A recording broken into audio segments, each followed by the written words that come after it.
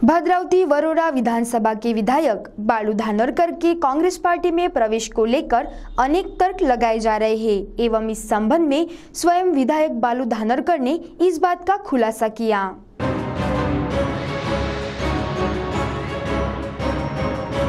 लोकसभा का चुनाव जैसे जैसे नजदीक आ रहा है वैसे वैसे विभिन्न राजनीतिक पार्टियां अपना समीकरण बिठाने में लग गई हैं।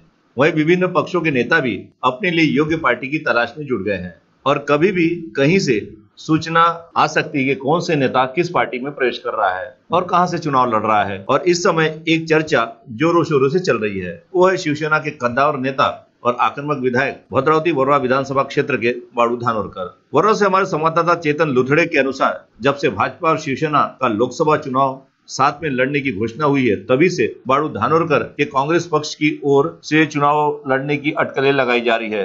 गौरतलब है कि भाजपा और शिवसेना दोनों के रिश्ते काफी दिनों से मधुर नहीं चल रहे थे और ऐसा प्रतीत हो रहा था कि दोनों एक दूसरे के खिलाफ चुनावी संग्राम में एक दूसरे के खिलाफ खड़े रहेंगे। इसी को लेकर बालू धानोरकर ने लोकसभा क्षेत्र में शिवसेना की स्थिति और मजबूत करने में जुट गए थे, मगर वहीं ऐन मौके पर युति होने से अब उन्होंने एक अलग निर्णय लेने का मन बना लिया है। ऐसी चर्चा जोरों शोरों से है और इस समय हमारे प्रतिनिधि चेतन लुथड़े ने सीधे विधायक बालू धानोरकर से कांग्रेस की ओर से लोकसभा चुनाव लड़ने के बारे में पूछा तो उन्होंने क्या कहा, आप स्वयं सुनिए उनकी जुबानी। मी अजूनपर्यंत काँग्रेसमध्ये प्रवेश केलेला नाही आणि जी चर्चा चालू आहे ती स्वाभाविकच आहे की सेना भाजपाची युती झाली। पक्षांनी आम्हाला सांगितलं होतं की स्वबळावरती तुम्ही आपली तयारी करा। मागील 5 वर्षाचा जर तुम्ही माझा कार्यकाळ पाहिला तर माझा आमदारकी म्हणून कार्यकाळ नाही तर या संपूर्ण लोकसभा क्षेत्रामध्ये मी विविध आंदोलन केले। शेतकऱ्यांना न्याय द्यायसाठी, त्यांच्या हक्कासाठी रोडवरती उतरलो, केसेस लावून घेतल्या। त्याच्यामुळे मी संपूर्ण लोकसभा क्षेत्रामध्ये मोठ्या प्रमाणात शिवसेनेच्या बाजूचं वातावरण तयार केलेलं आहे।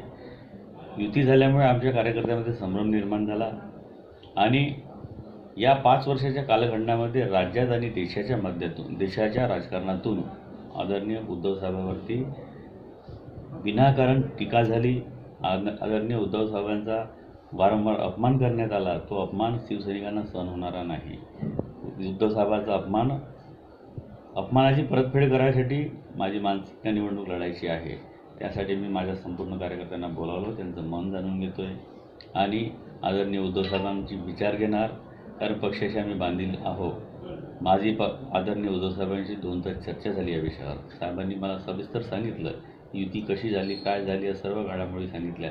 मी साहेबांना ते सुद्धा सांगितलं की साहेब ज्या पद्धतीने यांनी आमच्यासोबत वागले, तुमच्यासोबत वागले, हे योग्य वागले नाही। मला माझा निर्णय घेऊ द्या अशी मी साहेबांना विनंती केली आणि या संदर्भामध्ये संपूर्ण चर्चा झाल्यानंतर परत साहेबांना विनंती करणार की साहेब मला जर आपण संधी दिली किंवा मैत्रीपूर्ण जर लढत दिली तरी मी ही निवडणूक लढायला तयार आहे, अशा पद्धतीची मी साहेबांना विनंती करणार आहे। काँग्रेसचे बरेच लोक माझ्या संपर्कात आहे। त्यांनी मला विनंती केली की तुम्ही आमच्या पक्षाकडनं लढा, कारण तुम्ही लोकसभेची बांधणी केली, आम्ही तुमच्यासोबत आहोत। तर मी म्हटलं की अजून काय माझं ठरलेलं नाही, कारण आम्ही पक्षाशी बांधिलकी असल्यामुळे आदरणीय उद्धव साहेबांचा आदेश एक शिवसैनिक असल्यामुळे आणि पक्षाला विश्वासात घेणं फार महत्त्वाचं आहे। मी आज जे काही आहे शिवसेनेमुळे आहे, आदरणीय उद्धव साहेबांच्या आशीर्वादामुळे, आदरणीय बाळासाहेबांच्या आशीर्वादामुळे। जरी आम्ही इथे कामं स्वतः करत असलो तरी पण पक्षाचं बॅनर आमच्या पाठीमागं होतं आणि पक्षाची ताकद आमच्या पाठीमागं होती। त्याच्यामुळे पक्षाला विश्वासात घेणं हा फार विषय महत्त्वाचा आहे। विधायक बालू धानोरकर अगर कांग्रेस की ओर से लोकसभा का चुनाव लड़ते हैं तो इस लोकसभा का चित्र और हो सकता है, ऐसी अटकलें जोरों से लगाई जा रही है। वरोरा से हमारे संवाददाता चेतन लुथड़े के साथ में राजेंद्र मर्दानी की रिपोर्ट।